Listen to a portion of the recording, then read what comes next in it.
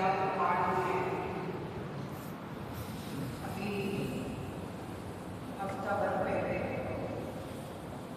دین اسلام کے اندر جو دو عظیم تہوار رکھے گئے ان میں سے ایک عظیم الشان تہوار عید الاضحیٰ جسے ہم بقرعید کے نام سے جانتے ہیں وہ گزرا۔ عید الاضحیٰ اور بقرعید ان دنوں کے اندر ہم اور آپ بلکہ جتنے بھی ایمان والے ہیں اللہ کو اور اللہ کے رسول کو ماننے والے ہیں، دین اسلام کا دم بھرنے والے ہیں، اکثریت ان میں ایسی ہے جو اللہ کے نام پر اللہ کی رضا کے لیے اپنی اپنی قربانیاں پیش کرتے ہیں۔ اللہ سے دعا ہے کہ اللہ رب العزت ہم سب کی اور تمام اہل اسلام کی قربانیوں کو قبول فرمائے۔ قربانی در حقیقت سیرت ابراہیمی کا ایک حصہ ہے۔ سیرت ابراہیمی، حضرت ابراہیم علیہ السلام کی جو سیرت ہے اس کا ایک حصہ ہے قربانی۔ سیرت ابراہیمی کے کئی پہلو ہیں، پہلوؤں سے ان حصوں سے ہمیں کیا سبق ملتا ہے؟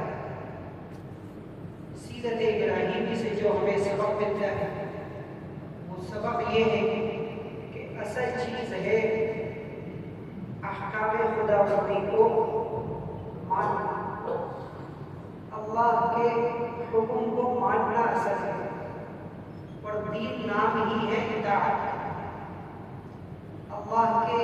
اللہ کی ماننے کا نام ہی دین ہے، دین نام ہی ہے حکم خداوندی کی، اللہ کے حکم کے ماننے کا۔ سیرت ابراہیمی کو آپ پڑھو گے اور آپ نے سنا بنظر غائر نے سیرت ابراہیمی کو دیکھا تو اس سے ہمیں یہی سبق ملا کہ دراصل چیز کیا ہے؟ اصل چیز ہے اللہ کے حکم کو ماننا۔ ابراہیم علیہ السلام کو حکم ہوا کہ اپنے گھر بار کو چھوڑ دیا جائے، چھوڑ دیا، اللہ کے حکم کو مانا بلا چوچرا، کوئی وجہ کیوں چھوڑا جاتا ہے؟ حکم ہوا کہ اپنے بیوی بچوں کو بے آب و گیاہ ایسی زمین کے اندر چھوڑ کر آ جاؤ جہاں نہ کھانا ہے، نہ پانی ہے، نہ دانا ہے، نہ چڑی ہے، نہ پڑی ہے، نہ کوئی جاندار ہے۔ کیونکہ جاندار بھی ایسی جگہوں پر ہوتے ہیں جہاں پر پانی ہوتا ہے۔ یوں نہیں کہا کہ مجھے کیوں حکم دیا جا رہا ہے، اللہ کا حکم تھا بے آب و گیاہ وادی کے اندر، وادی غیر ذی زرع، قرآن نے جس کو کہا اللہ کے حکم کے آگے سر تسلیم خم کر دیا اور اللہ کے حکم کو مان لیا اور چھوڑ کر آ گیا۔ قرآن مجید میں فرمایا اللہ نے اذ قال له ربه اسلم، جب ابراہیم کے رب نے ابراہیم سے کہا اسلم، فرما بردار ہو جاؤ، حکم کو مان لو، کیا کہا؟ قال اسلمت لرب العالمین، میں رب العالمین کا فرما بردار ہو گیا، میں رب العالمین کے حکموں کو ماننے والا ہوں، بلا کسی سبب کے پیچھے، بلا کسی چوچرا کے۔ اسی لیے مسلمان کے معنی ہے فرما بردار۔ مسلمان کو مسلمان ہی اس وجہ سے کہتے ہیں کہ فرما بردار ماننے والا ہوتا ہے اللہ کے حکم۔ سیرت ابراہیمی سے یہی سبق ملا۔ حکم ہوا وادی غیر ذی زرع میں چھوڑ کر آئے، حکم ہوا اپنے لخت جگر کو قربان کرنے، پوری جد و جہد لگا دی، پوری کوشش کرنے۔ اللہ رب العزت نے کیا کہا؟ ان ھذا لہو البلاغ المبین، کہ باپ کا اپنے بیٹے کو ذبح کرنا، قربان کرنا کوئی معمولی کام ہے، سخت بڑی آزمائش ہے۔ اللہ نے فرمایا یہ بہت بڑا امتحان ہے اپلائی کا۔ جب سوالات ہوتے ہیں، پیپر ہوتے ہیں، ایک تو اسٹوڈنٹ اور طالب علم خود کہے کہ سوالات بڑے ہارڈ ہیں، پیپر بڑا سخت ہے، اور ایک یہ ہے کہ پیپر بنانے والا خود کہے کہ پیپر بہت ہارڈ، سوالات بہت ہارڈ، تو اس کی سختی کا کیا ہے؟ یہاں اللہ رب العزت نے خود کہا کہ یہ بڑا امتحان ہے، کوئی معمولی امتحان نہیں۔ قد صدقت الرؤیا، لیکن آپ نے خواب کو سچ کر دیکھا ہے، آپ اس امتحان میں کامیاب ہو گئے۔ تو دین دراصل نام ہے اطاعت حکم خداوندی کا، اللہ کے حکم کو ماننے کا بغیر کسی چھوٹ چلا کے۔ محمود ایاز کا واقعہ مشہور ہے۔ محمود غزنوی بادشاہ گزرا،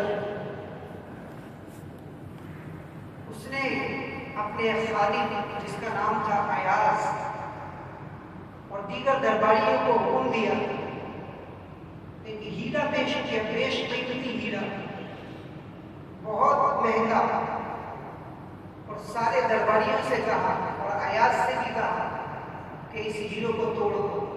درباریوں میں سے ایک ایک کر کے سب نے منع کر دیا کہ نہیں، یہ ہیرا بڑا قیمتی ہے، اس کو نہیں توڑ سکتے، اگر اس کو توڑ دیا تو یہ تو ہماری بڑی بے وقوفی ہے۔ لیکن جب ایاز کو حکم ہوا تو اس نے توڑ دی۔ بادشاہ نے اس سے سوال کیا تم نے اتنا قیمتی ہیرا توڑ دیا؟ فرمایا بادشاہ دو چیزیں ہیں، ایک تو بیش قیمتی ہیرا ہے اور ایک آپ کا حکم ہے، میرے نزدیک آپ کا حکم اس ہیرے سے بھی زیادہ قیمتی ہے۔ بہت خوش ہوا بادشاہ، بے شمار انعامات سے نوازا اور فرمایا کہ یہی فرق ہے تم میں اور ایاز میں۔ تو بندے کے نزدیک اصل چیز مالک کا حکم ہوتا ہے، مالک کا حکم اصل ہے، اللہ کا حکم اصل ہے۔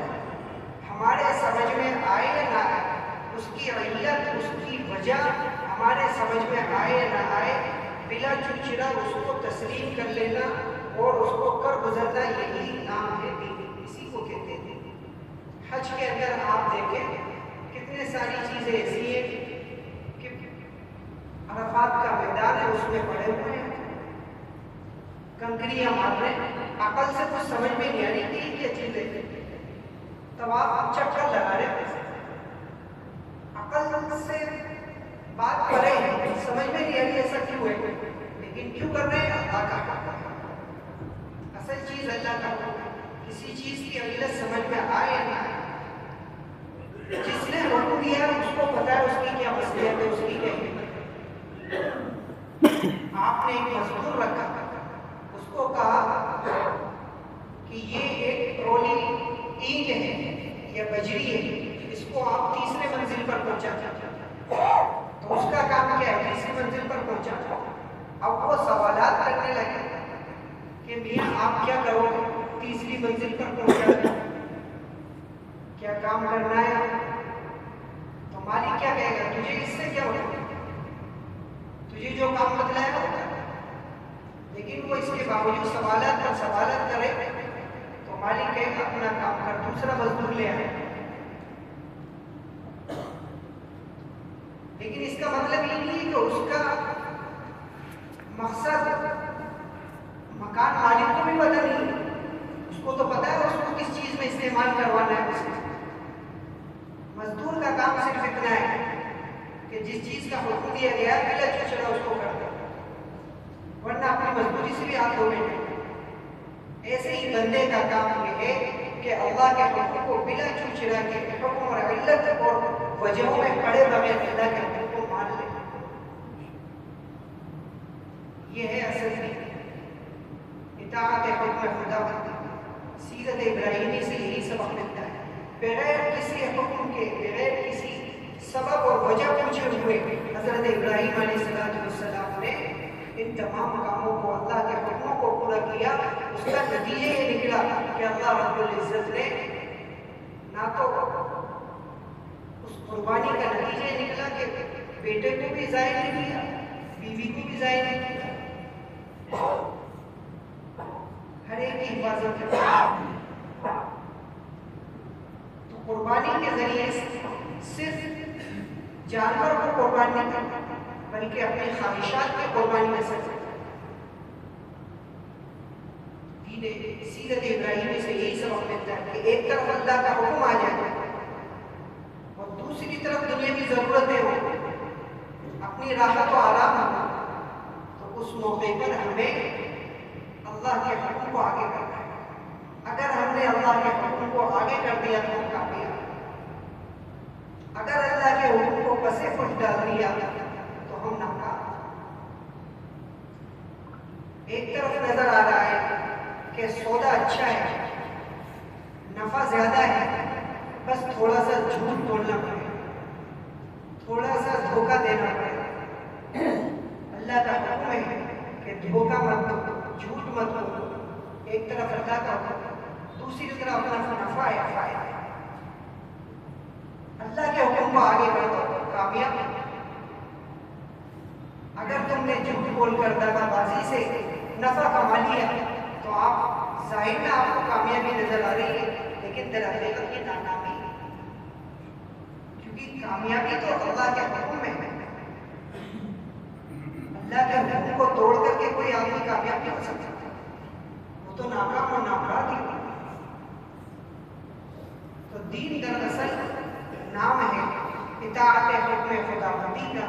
سیرت ابراہیمی سے ہمیں یہی سبق ملتا ہے کہ ہم ہر موقع پر، ہر موڑ پر اس بات کو دھیان میں رکھیں کہ یہاں ہمارے رب کا، میرے رب کا حکم کیا ہے۔ رب کے حکم کو آگے کریں گے، رب کے حکم کو مانیں گے تو انشاءاللہ ہم دونوں جہاں میں کامیاب ہیں۔ اور اگر رب کے حکم کو توڑ دیا اور اپنی ظاہری نفع کے لیے اور ظاہری آرام اور راحت کے لیے رب کے حکم کو توڑ دیا تو ہم ناکام ہو۔ اللہ تعالیٰ سے دعا ہے، اللہ تعالیٰ ہمیں کہیں سنی باتوں کا